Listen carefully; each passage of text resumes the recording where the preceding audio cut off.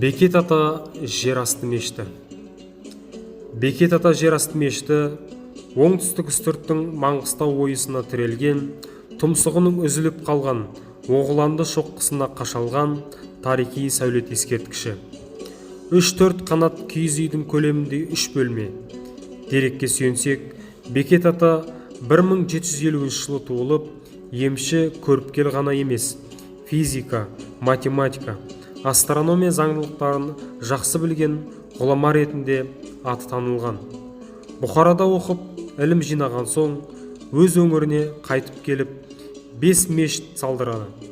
Жергілікті дін ғұламаларының арасында атақ даңқы өсіп, пір атанады. Пайғамбар жасында дүние салады.